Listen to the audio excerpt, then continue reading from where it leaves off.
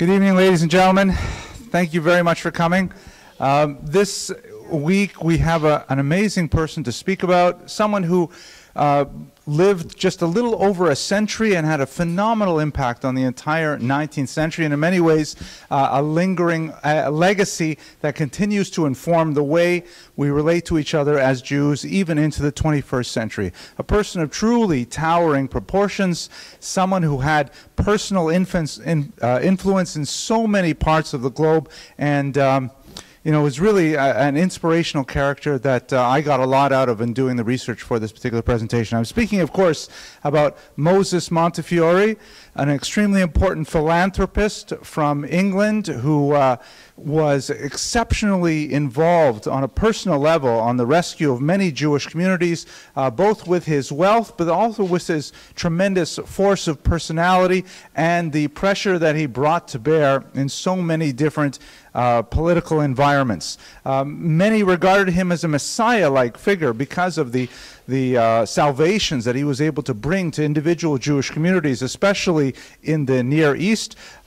His life is somewhat more complicated, but the deeper we go into his personal background, I think you will find that it is as inspirational as his tremendous achievements were. Let's do our good and wealth, though, very quickly. So tonight's lecture is sponsored by Christopher and Anne-Marie Bray. They've long sponsored a lot of our lectures here by donating to our scholarship fund, and it's especially appropriate, I think, that longtime sponsors should be associated with the name of Montefiore.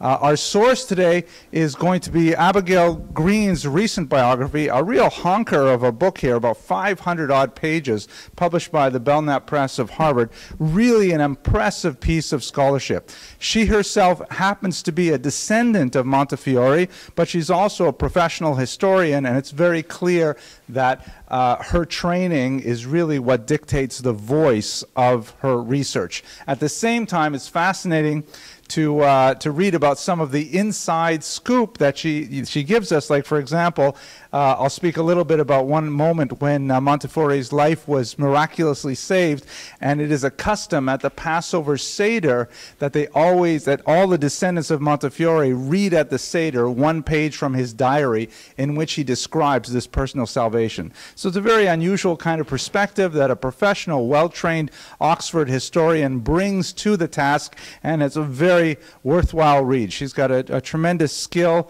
with setting the scene, whether it's Marrakesh or Damascus or Ramsgate. You really get a feeling for what's happening, and actually I'm hoping to see if I can bring some of that particular special spice into my own writing. At any rate, that's our primary source for today, her book on Moses Montefiore. So, who was this man? His years, as you can see, 1784 to 1885. He lived just over a century. In fact, the centenary of his birth was a cause for international celebrations, both in England, where he was a major political and philanthropic figure, and also among all of the Jewish communities, really, of the world. He was incredibly influential in finance and industry, where he made his fortune, and at a fairly young age, he basically retired from his business efforts and placed almost all of his energy into Klal Yisrael, into the Jewish people as a whole, traveling the world, helping besieged, beleaguered populations, trying to work through some of the political crises that they faced, and also lending of his phenomenal wealth to populations that were desperate for food and suffering from cholera and so on. We'll explore some of those things. He was ultimately knighted by Queen Victoria. He became Sir Moses. It was actually a bit of a scandal when he became the Sheriff of London.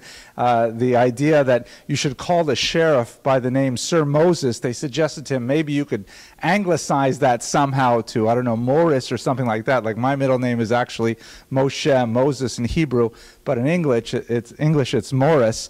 And he said, not at all. I was born Moses, I will die Moses, and you'll call me Moses. Thank you very much.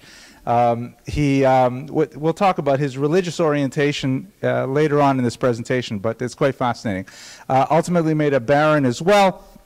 And his main claim to fame, as I mentioned, is his philanthropy and his support of Jewish causes worldwide. Here's one of the many tributes that appeared around the centenary of his birth.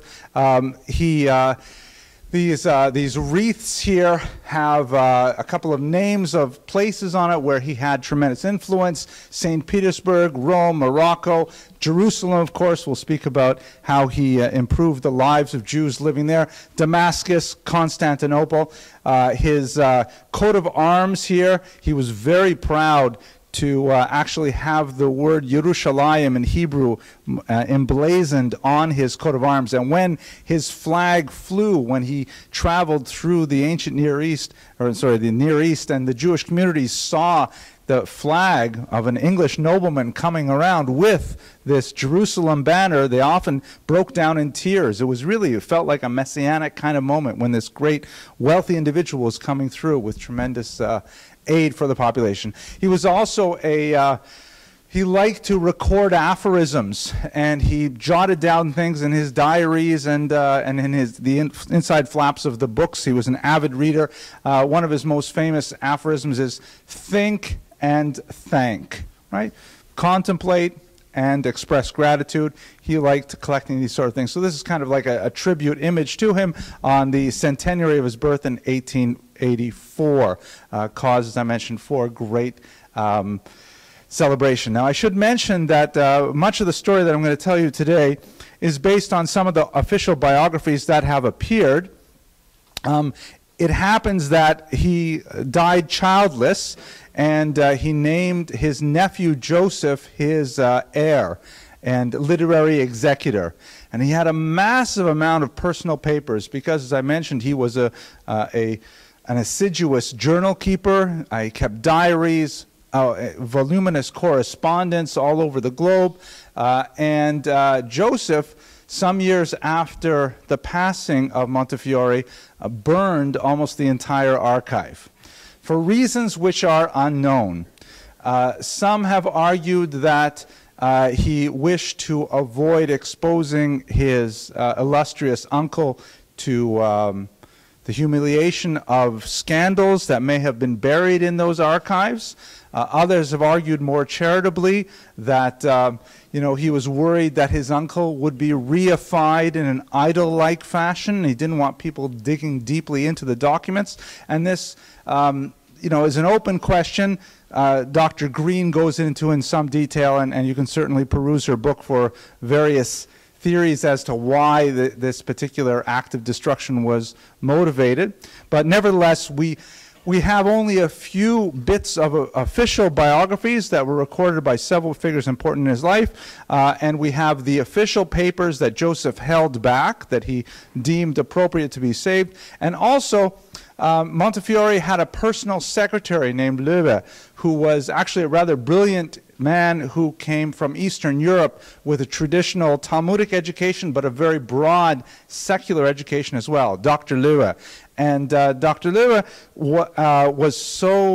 he wrote one of the official biographies. He personally could not bear to see so much of this material lost, so he actually rescued a few key sections from the archive, and that, taken together, is basically the source material for the life of Montefiore from his own family archives. Of course, he made such a tremendous impact on so many world governments that there's a phenomenal amount of source material, journalistic accounts, government papers, and so on, the other side of the correspondence. So Dr. Green was really able to piece together quite a complex picture of a man whose activity over a century had such incredible impact. He was, of course, Sephardi. This is the theme of this semester's activity. We're looking at the Sephardi Diaspora. He actually came from an Italian Sephardi family in Livorno. Livorno, also known as Leghorn, was a major trading port in Italy, northern Italy, and it happened that Jews found that to be a very welcome center for their activity. The Medicis had actually passed a law guaranteeing religious tolerance, which was rather unusual for Europe at that time, and so many Jews flocked to that region, primarily because there they could be free to practice their own faiths. Both the so-called the Spanish Jews, Sephardim per se. Those were Jews who had fled in 1492 when they were exiled from Spain, and also those so-called Portuguese Jews who were the same Sephardi Jews who had fled first to Portugal, where they were forcibly converted, and then over the next few decades they managed to escape, trickling out of the Iberian Peninsula and then returning back to their ancestral faith once again. Just to give you a sense of the pervasiveness of this community, the split between the Sephardi and the Portuguese, Portuguese was the official language of Montefiore's synagogue in London. That's actually how they would conduct all of their synagogue business, was in Portuguese, minutes taken in Portuguese and so on. The service was, of course, in Hebrew, and he was quite adamant that the service should not change one iota. In fact, he was one of the most stalwart defenders of the traditional Orthodox service when the Reform movement made considerable inroads into England and tried to bring with it some of the German innovations, such as the introduction of organs to the service and family seating men and women together in the sanctuary. He opposed it bitterly, and while he was alive, he was able to, in fact, withstand much of those social pressures. It did lead to a breakaway minyan, and we will not go too deeply into the politics of that, but nevertheless, his particular orientation was definitely very Sephardic and was based on his heritage from Livorno.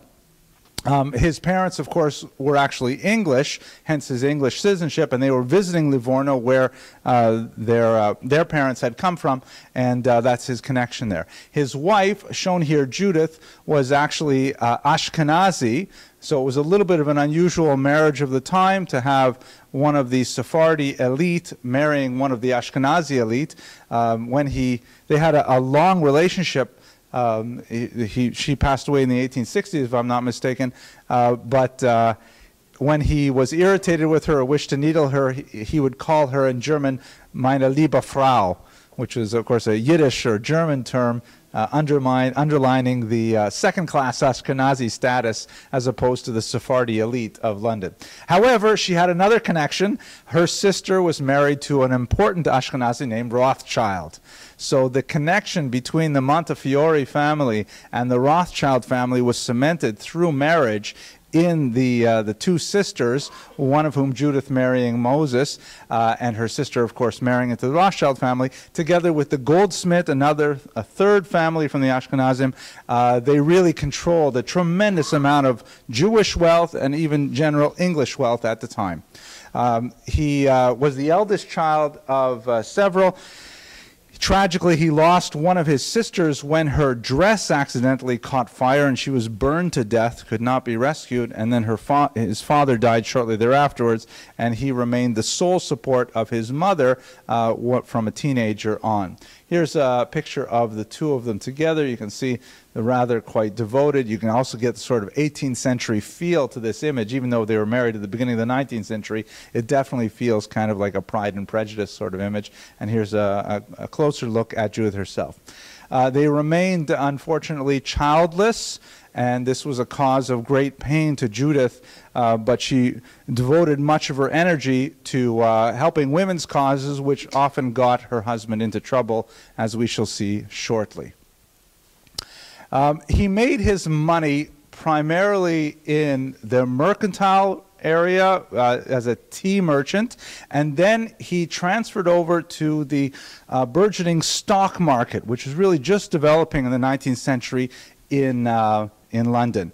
He partnered originally with his brother Abraham, but they had a major falling out when Abraham married a woman that the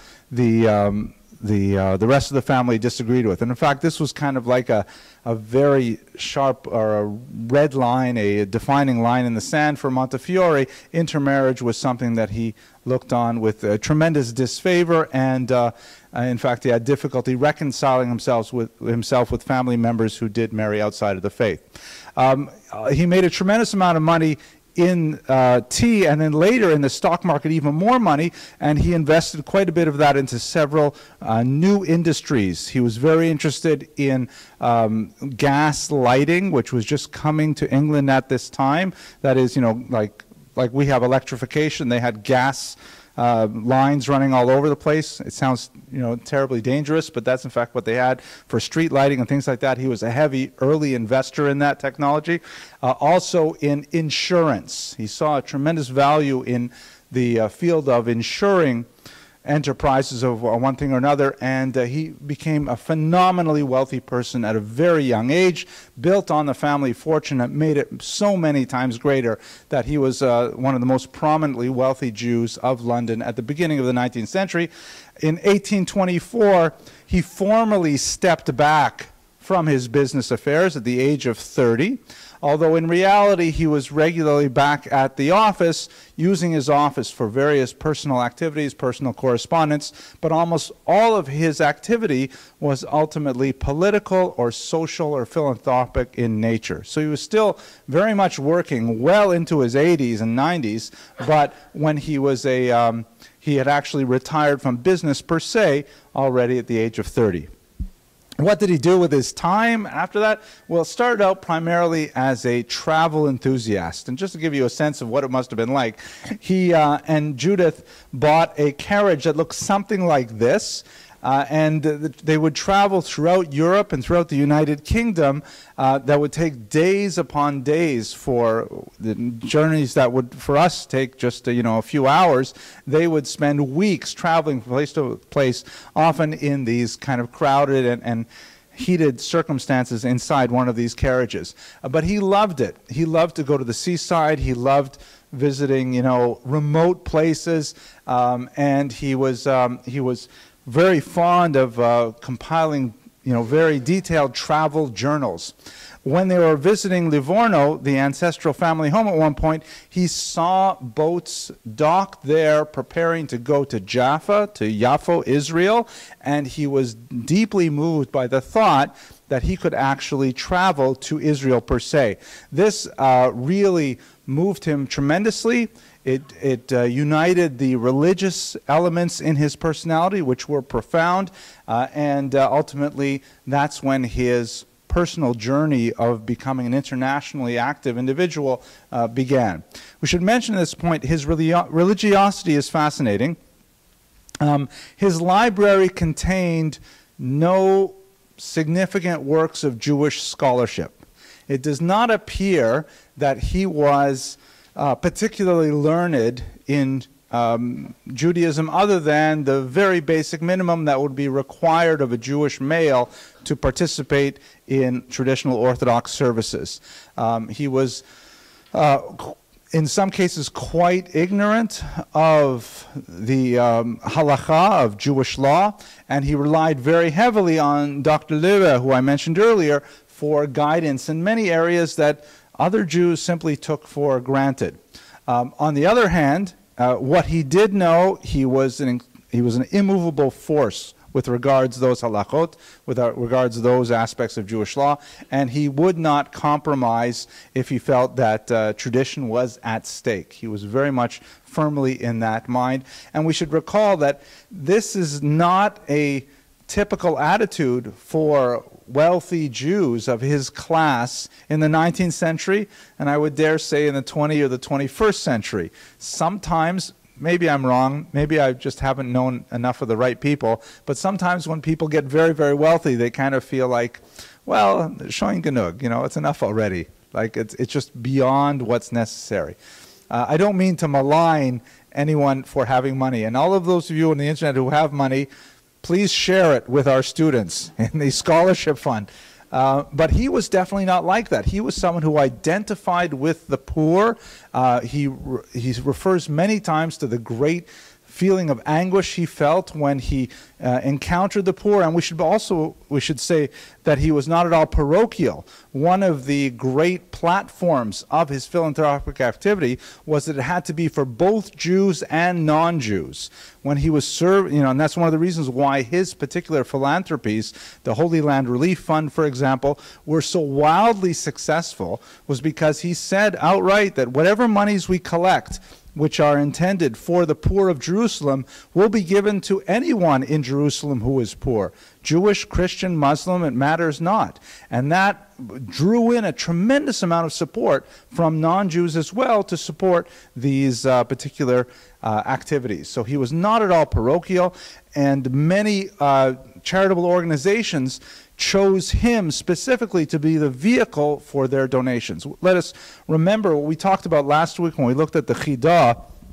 This is a period in which philanthropy is really changing dramatically. The whole history and mechanism of Jewish philanthropy is changing because the individual communities in Israel would send quite often their messengers, like the Chidah that we saw last week, and the Chidah and other messengers, Meshulachim, would go from town to town and would collect money, and they would typically keep 1/3 of everything they collected for themselves, which meant that there was a certain number of charlatans who would come, and they would also represent Hebron, and you'd have 2, 3, 4 people representing the same poor population coming through town. And if you just gave, 100 lira to the first collector representing Hebron, then the second guy comes, he's also representing Hebron, then you begin to wonder, how much of my donations are actually overhead, and how much are actually getting to the poor people of Hebron? So there were several competing organizations that claim to collect and organize and administer these collections such that the overhead was minimized. Montefiore did not intend to compete with these organizations, but quite often people just said, you know what, I don't know what to do with all of these solicitations I'm receiving. Let's just give it to Montefiore and he'll take care of it. And in fact, he did. So this is something that we see even in the charitable world today. But let us go back to our story of Israel. So he made 7 trips to Israel in total. And let's recall that trips to Israel in the 19th century were nothing like the trips we have today, where it's harder to get to JFK than it is to get to Jerusalem. It's a tremendous, these are trips that were quite dangerous, that required, travel through war zones, that required travel in places where there was no real secure rule of law. Banditry was common. In fact, on their very first trip, no one would travel with them from their dock in Cairo by boat to Israel because they were afraid that they would be besieged by pirates. Finally, they did find one Irishman who agreed to travel with them, and he said, I'm sure we'll be fine, we won't be attacked by pirates, but just to be safe, everybody has to dress like an Ottoman Turk. And in fact, they had to dress up like Turks with turbans and the whole thing, his wife as well. And, they couldn't get any guards to come with them, so he had to secrete all of the money he had with him in 11 small packets, distributing it through his luggage, and just hope that they would not be attacked on the way. Very dangerous kinds of travels. I would like to read you one passage here. I have a couple of passages in which he describes the kind of feeling he had when he was in these places. Okay, so when he first saw Jerusalem, he writes in his diary, with humble thanks to my God, the God of my fathers, the only true God, we arrived safe, without any accident, in the city of our forefathers, the great and long-desired object of our wishes and journey. May God Almighty bless my dear wife and honored mother, make me more deserving of his manifold blessings and mercies, that I may become every day a better man, a more righteous Jew, and more useful to my poorer brethren in general, so that my latter days may be virtuous and peaceable. May my God guard and protect me and my dear wife to the end of our lives, and then receive our souls to his almighty care. So you get a sense for the genuine piety that he experienced upon seeing Jerusalem. It was a life-changing experience for him. He, over the course of these several trips, came with many charitable ventures. He was very big into the idea that the Jews in Israel should be given the means to make themselves productive. Let us recall who's living in Jerusalem at this time. Something like 3,000 Jews are there. The community is roughly split, Ashkenazim and Sephardim. Very different attitudes to work, to Europe. Montefiore was an unusual character because of his Sephardi roots, but also his tremendous wealth, coming in these decorated carriages, especially in later trips. And he often enjoyed wearing, by the way, his official uniform as the Sheriff of London, even after he was no longer sheriff, which is an interesting kind. When I think of sheriff, I think of Wyatt Earp, you know, with 6 guns. But it's not like that. It's like more like the Sheriff of Nottingham, right? Except good guy, right?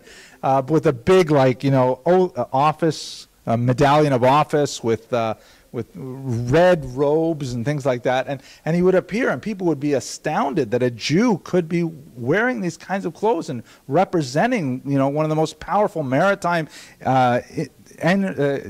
countries in the world at the time, empires. He also, so he believed very much in setting up various types of vocational endeavors for Jews. Sometimes that got him into trouble. The most famous, iconic example of this is, of course, the windmill that's seen in Jerusalem today. The windmill was one of his many attempts to try and get the Jews some means of production. Because of his experience in England and in Northern Europe, he felt that harnessing wind power to ground grain into flour would be something that would enable them to be quite productive. They didn't really think too much about exactly where they put this particular windmill. The wind was not as effective as they would have liked. The thing was constantly breaking down. They didn't have parts for it. So it's more of a kind of a visual icon than a very productive means of production for the Jews. But nevertheless, it was quite a significant statement, and it was a visual reminder of Montefiore's presence there. The almshouses here, by the way, set up for the poor, were paid for, as well as much of the windmill, by a bequest of $50,000, which was an incredibly sum at the beginning of the 19th century, from none other than Judah Turo, for whom this college is named. We'll speak a lot about him in a couple of weeks when we come back to it. But Montefiore was the recipient of Turo's beneficence even back then, because Judah Turo wanted to give this money to the poor of Israel, and he chose Moses Montefiore to do this for him. The Yamin Moshe neighborhood of Jerusalem is named after Montefiore himself. His Hebrew name, Moses, of course, in Hebrew is Moshe. Let's just have a quick look at the next thing. So, to give you one example of the kind of stories that are associated with them, on that first journey to Israel, they had a tremendous amount of difficulty with the sea at one point when they were crossing the Mediterranean, and there was a tremendous storm that threatened to capsize the ship. Everybody was terrified, and the sea was raging, and it happened that I don't know why, but they were carrying with them a piece of the afikoman from the last Pesach. Maybe this was some kind of an amulet, a talisman. I mean, there are, just to back up, especially for the people in the internet audience who may not be familiar, on the holiday of Passover, you eat these unleavened bread, sort of like wafers or crackers, absolutely tasteless. No human blood in them whatsoever. That will become relevant shortly. But I shouldn't even say that on the internet. It's scary. But at any rate, it's just bread and it's just flour and water. And one of the pieces from the meal is called the afikoman, and it's a particularly prized piece that it's saved for the very end. Some people save a little bit of it for various kind of folk remedies. I've seen it placed over the threshold of a door as a kind of a fertility invocation. people do different things with it. At any rate, he had some of this afikomen with him on the trip, and the sea was raging. The sailors were terrified. He went out to the side of the dock, of the boat, and he called upon God, and he threw the afikomen into the water. And amazingly, the sea calmed, and everyone was safe. And after that, everyone was blown away, and they said, wow, this guy's a real Moshe for sure. This is really... So they gave him a tremendous amount of credit, and he recorded this in his diary. And this is, by the way, the story that they read at the Montefiore Seder ever since, because his descendants or his extended family recall that moment. As I mentioned, he was very involved with Touro College and healthcare, sorry, not Touro College, Judah Touro and healthcare, which is still something very much associated with the Touro name. He was big into a personal philanthropy as well. One of the major controversies going on in the charitable industry in Israel at the time was how many people are there who are eligible to receive alms, the chalukah, the division of the funds coming in from Europe.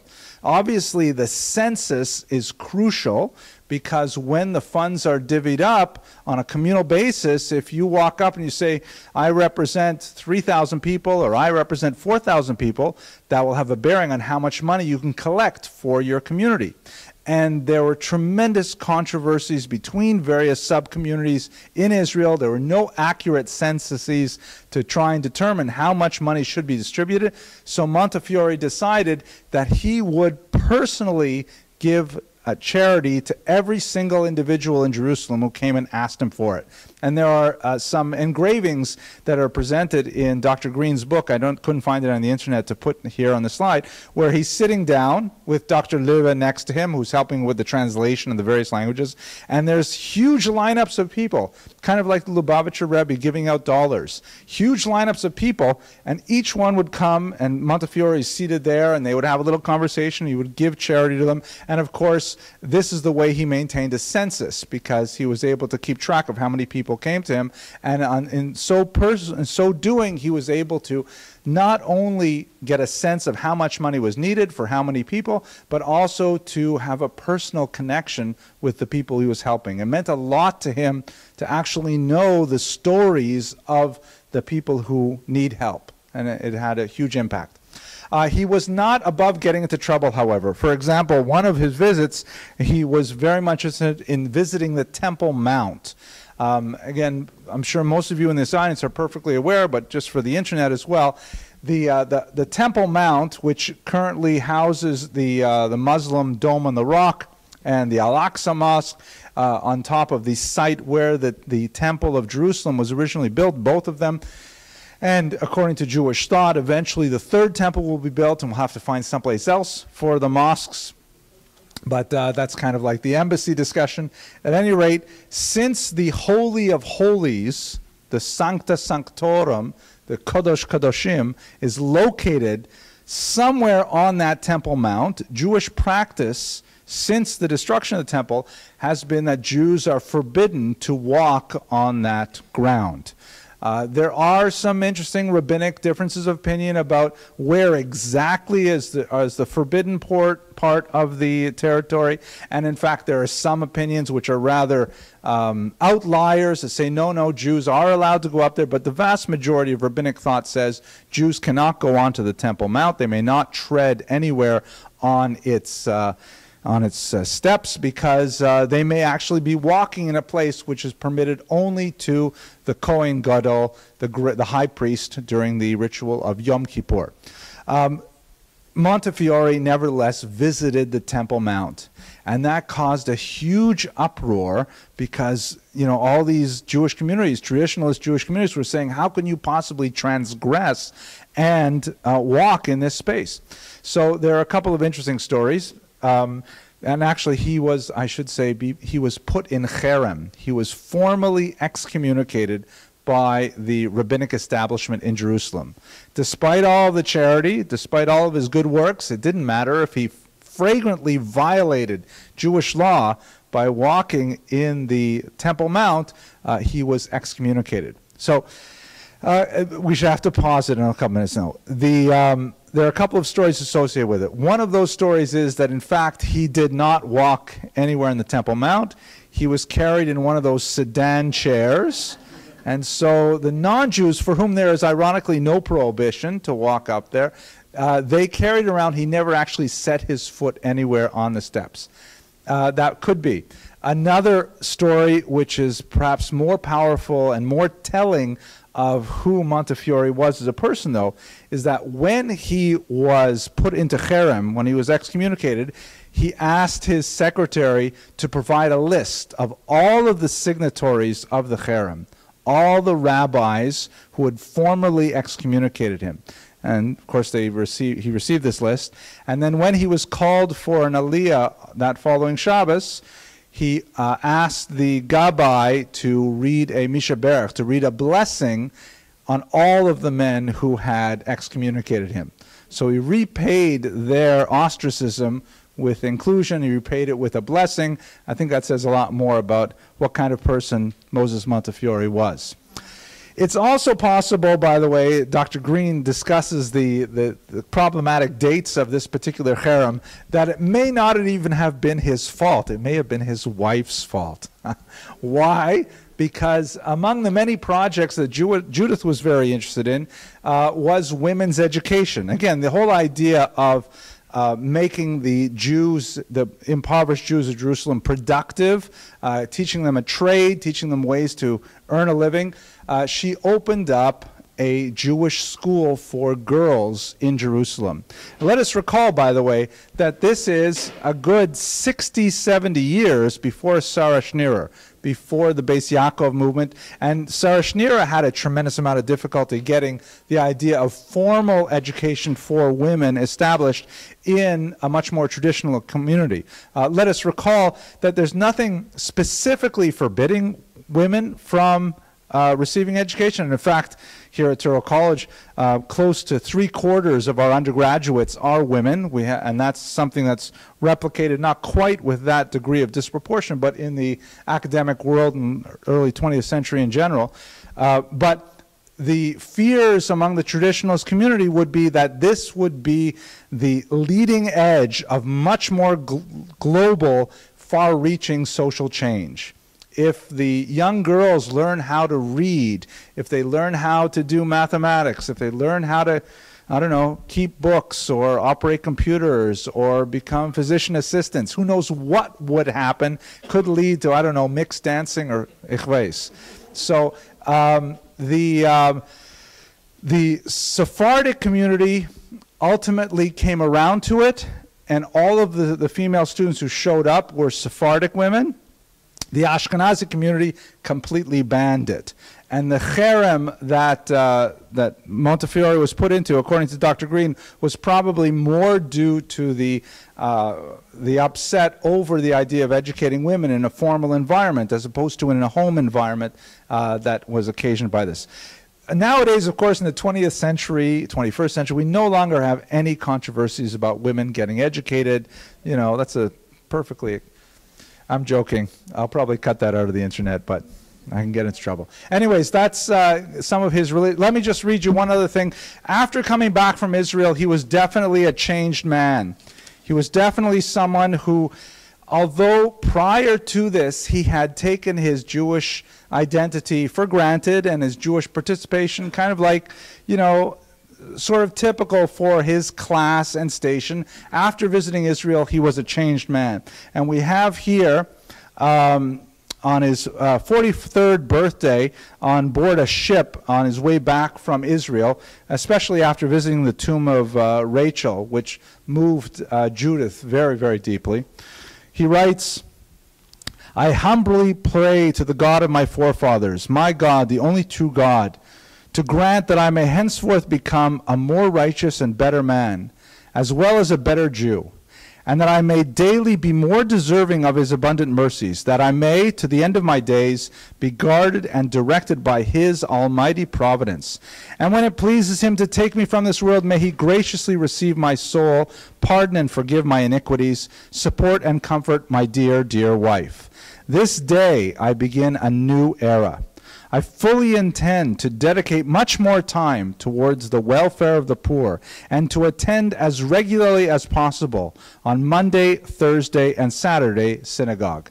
And in fact, this is what he did. He turned around synagogue attendance in such a profound way, on a personal way, that it was typical for members of the synagogue, particularly the wealthy classes, to not attend. If they failed to attend a certain number of days, we should try this in shul today, they were fined. It was a fine that you had to pay. If you didn't show up often enough, you had to pay a fine. So Rothschild, for many years, simply paid the fine, and he showed up when he felt like it. But then after visiting Israel, not only did he avoid paying the fine, he gave alms, but he didn't pay the fine, he asked to become the gabbai himself. And he became the taskmaster. And he was the one who was constantly pestering all of his social circle, why aren't you coming to shul? And he was dragging them in, and he literally revolutionized the whole attitude towards shul among his social class. It was a brilliant personal transformation. He was something of a Baal Tshuva himself in this regard. But we have to go on, because there's so much more to say about him. I jumped ahead a bit about this, right? I talked about this without even the slide. There you go. So what is, I think, most significant, though, in his religiosity? Because as I mentioned earlier, he was not a learned Jew. He didn't spend a lot of time focusing on the traditional texts, but he regarded his own avoda to be that of chesed. I've given those terms intentionally. The word avoda in Hebrew, avodah in modern Hebrew, or in Sephardic pronunciation, it's hard to translate properly. Literally means work, service, but even that, service is not a great translation. The word avodah has two kind of complementary elements. One idea is, take the Hebrew word melacha, which means labor. It's effort, you know, to do things, to physically carry things and get sweaty. That's part of avodah. If you say an eved, a slave, right, or a servant, depends on the context, but that's someone who physically has to do work. So avodah is something that you have to reach down into your kishkas to do. Kishkas is another difficult term to translate, but it's something that you really have to work to do properly.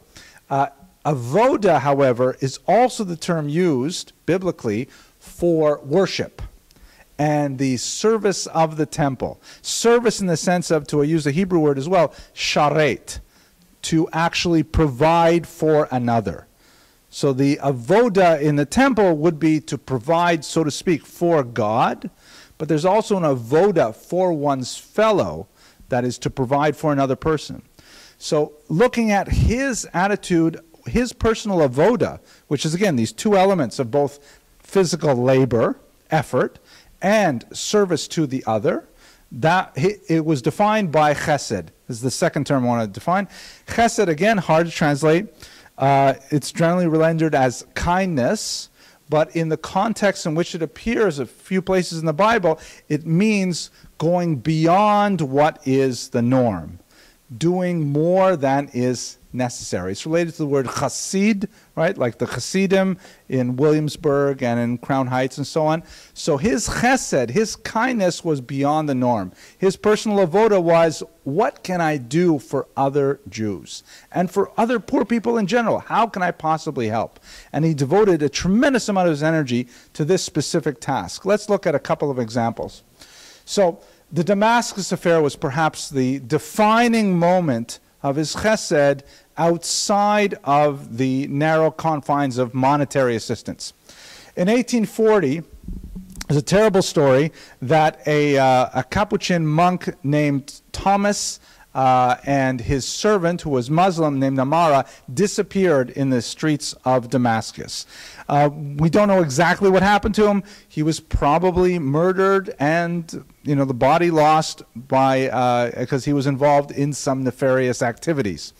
Bones were later produced in the context of the scandal, but the people who found the bones would not release them to be examined by a forensic expert to see if they were even human bones. They may have been, dog bones or something like that. At any rate, we don't know what happened to them, but they disappeared. A story went around Damascus, however, that what happened to this monk and his Muslim servant was that they were captured and murdered, and their blood was drained in order to make the Passover matzah, right? The ridiculous blood libel that has haunted the Jews for centuries. Complete fabrication, has no basis in reality whatsoever, but nevertheless has always spelled doom whenever the libel circulated. Now, it happened that Damascus at this time was under some French control, and a French government employee actively prosecuted the case, believing that this in fact had happened, that the Jews had killed this monk for his blood. They arrested 7 Jews and tortured them horribly. Some of the tortures are described in the Montefiore biography as well. I'm not going to repeat them here, but they're just awful. And what ended up happening is 2 of the tortured Jews actually died while in custody. One tried to save himself by converting to Islam, and the remainder confessed. And that's put under quotation marks, of course, because they're confessing while being tortured. And they listed all kinds of names of Jews in the community, particularly prominent Jews, and said they were all involved in this crime to murder this man. Those people were also arrested, and the whole cycle began again, and it became quite an awful affair. At one point, in trying to seek more information, officials stormed a Jewish school and arrested 63 children and kept them incarcerated, separated from their parents, forcing their parents to give up the names of people who were involved in this plot. An absolutely horrible thing. It happened that one of the Jews that was arrested was an Austrian citizen. And so the Austrian government got involved and said, listen, we don't do these kinds of things. This is already 1840. This is the modern era. We don't do such things. And it was reported in the Austrian press. The Jewish world got wind of it, and eventually it came to Montefiore's attention. And these Jews were still held incarcerated with dire consequences that they would be murdered on this ridiculous charge. So together with Adolphe Crémieux, shown here, a very important French lawyer with whom Montefiore did not get along. The two of them ended up being complete rivals over so many things, but nevertheless they cooperated on this and a few other ventures as best they could. It was resolved to send a delegation to the Ottoman Empire to say this cannot happen, and also complain formally to the French government to indicate that their government agents should not be involved in perpetrating such a crime. So they ended up traveling to Egypt. At the time, Damascus was under the control of an individual in Egypt, and there Montefiore took advantage of his 6'3" frame and his official sheriff's robes and so on, and he demanded, together with Crémieux, that this end. There were some other geopolitical events going on that would be too complicated for our purposes today, but ultimately it became clear to the Egyptian authorities that it would be a good idea to capitulate, at least in some form. So what they did was the Egyptians agreed for the immediate release of the prisoners, although not a pardon. They were just agreed to let them go free. Eventually they created by the way, there was a burial site created for the monk, and the inscription says, "Here lies Thomas, who was cruelly murdered by the Jews for his blood," and that Montefiore was never able to have that inscription removed from the grave as well. But nevertheless, they also agreed to issue a firman, a document that indicates that in fact Jews do not drink Christian blood, and so on. So this was regarded, even though it was not a total victory, they didn't get the pardon, they had other things associated with it. Nevertheless, Montefiore was hailed as a tremendous hero for his personal involvement in bringing about the release of these Jews from the blood libel. And he was viewed by the Jews of the eastern part of the Mediterranean as a tremendous savior figure who was able to sail in from London and be able to actually turn things around for these beleaguered Jews in prison. When he returned to international fame. A commemorative community actually created this massive trophy for him, a kind of a commemorative thing. There's a picture of it in Dr. Green's book. It's in silver, and it looks like it stands about 3 feet tall, and it has you know, figures around here of Moses and Ezra, and here's one of the Jews of Damascus. The sphinxes represent Egypt, and on the panels shown down here there are you know, the whole story of Damascus affair, and at the very top is a depiction of David killing the lion to save the lamb, a famous passage from the book of Samuel. And obviously the imagery is that Moses, Montefiore, was like David, who goes out and faces down a tremendous threat, the lion in this case, to save the lamb, the Jews of Damascus. So it's a very dramatic moment, probably the high point of his career as a philanthropist and as someone involved in Jewish affairs. But, you know, in the interest of time, I'm going to have to skip through things very quickly. Another major effort was in Russia, where Montefiore was called upon because Tsar Nicholas I, shown here, had issued a decree that all Jews had to be displaced if they live within 40 or 50 versts of the border. There was a tremendous amount of smuggling that was going on across the Austrian and the German borders with Russia. Jews were suspected, probably correctly, of being involved in that trade. But Nicholas I, in his typically, you know, autocratic and heavy-handed style, simply banished all Jews from this region, causing tremendous dislocation and suffering, demographic upheaval. We should also recall that Nicholas I, here, by the way, is a picture of the Pale of Settlement. This is the region where Jews were allowed to live in the Russian Empire between 1772 with the first partition of Poland up until the end of the Tsarist Empire in 1917. This region, it's a strange name in English, Pale of Settlement, but Pale really means region. In Russian and in Hebrew and in other languages, it's just the region of settlement. The term Pale probably comes from English history, and the region that separates the southern part of the UK from Scotland was also called the Pale. We have this phrase in English, beyond the pale, meaning beyond the normal boundaries. At any rate, it's a region of settlement. These are regions where Jews were allowed to live. So any Jews living within 50 versts of the borders with the West had to move to the interior of the Pale of Settlement, whatever the economic consequences were. Montefiore went over there. He met with a lot of the officials. He actually met with some of the reformers, the Jewish reformers who were trying to create a vocational school system there. He was initially quite impressed. One of the things that he thought was extremely valuable for Jews was that Jews should learn the vernacular. That was a key tenet of the reformers who were establishing these schools in Russia, was to get them to learn the Russian language.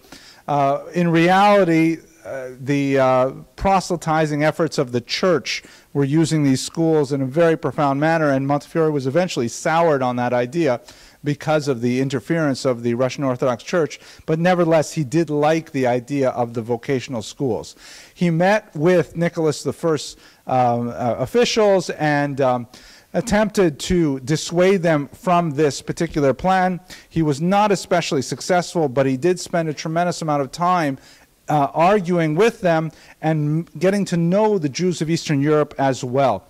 He was very moved by his reception in Vilna in particular. He and his wife visited the grave of the Vilna Gaon and shed many tears there, as he describes. But one of the fascinating passages is he had debates with some of the local Hasidic leaders. One, Itcha Meir in particular, and I think of Premishlev, if I'm not incorrect.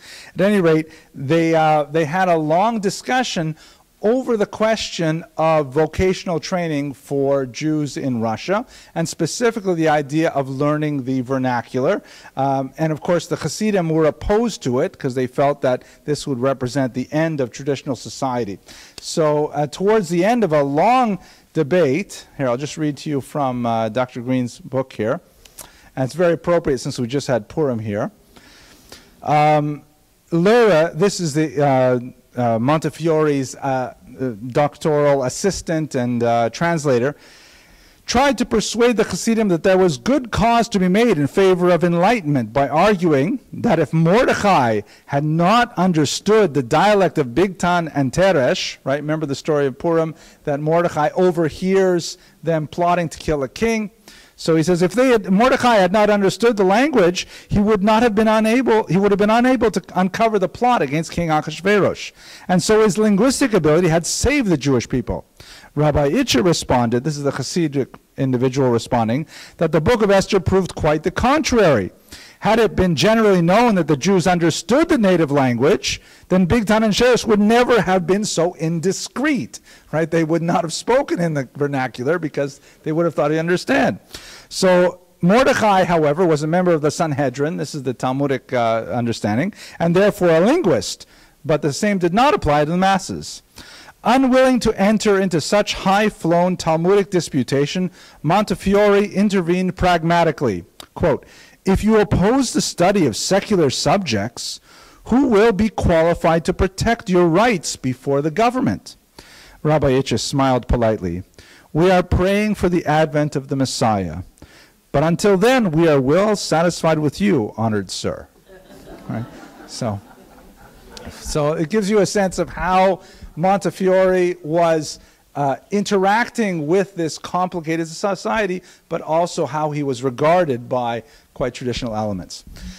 A last period in which, unfortunately, he was not successful, and this shows how the waning of his powers, but it also illustrates the fact that Jews turned to him worldwide, was the horrible Mortara affair. We spoke about this briefly last week. The Mortara affair is this story in which a young Jewish child was baptized as a baby by his non-Jewish maid.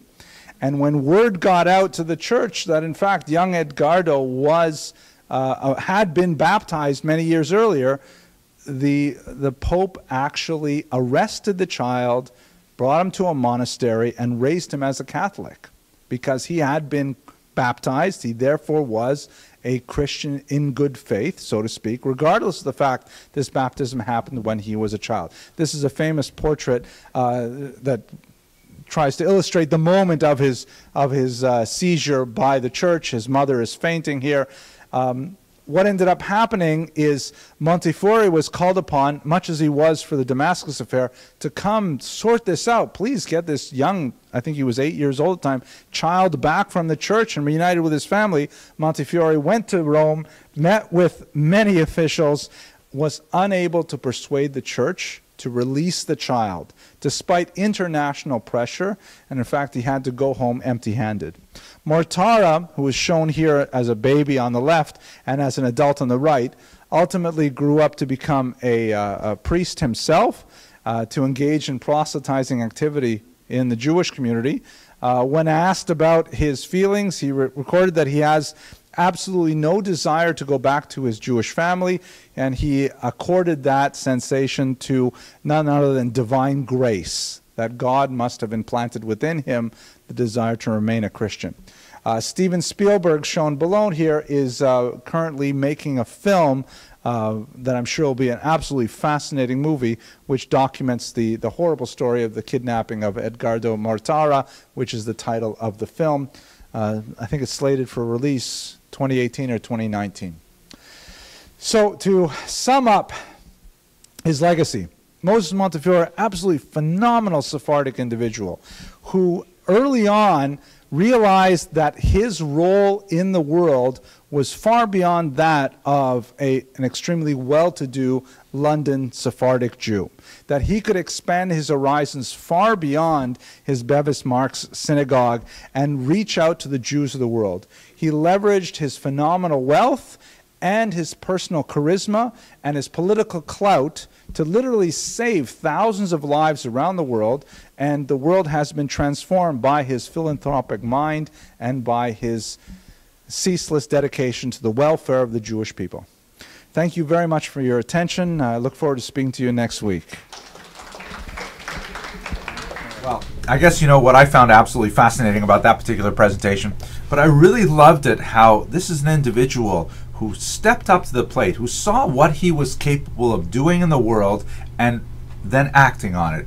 I mean, it's absolutely mind-boggling. I wonder how many more Montefiores are out there. I wonder how many Montefiores are actually watching this video. Well, it's an interesting idea. If you are even a little Montefiore, please think about what you can do for the world and act on it. That would be great. I'll give you a couple of easy things. First of all, share this video. Maybe that's the extent of your Montefiore-ness. Maybe that's what you can do to encourage someone else who might be able to help others in a significant way. And that is significant in itself. You can be the one to inspire another person to do something great. If you want to push your Montefiore-ness just to the next notch, then think about supporting our students with a sponsorship of one of the lectures. We've got 2 left for this semester, or for another donation to our scholarship fund in general. I'll put the little website on the bottom here. And if you want to do even more, I don't know, the sky's the limit. Anyways, I hope you enjoyed the video, and I look forward to speaking to you next week. Thanks very much.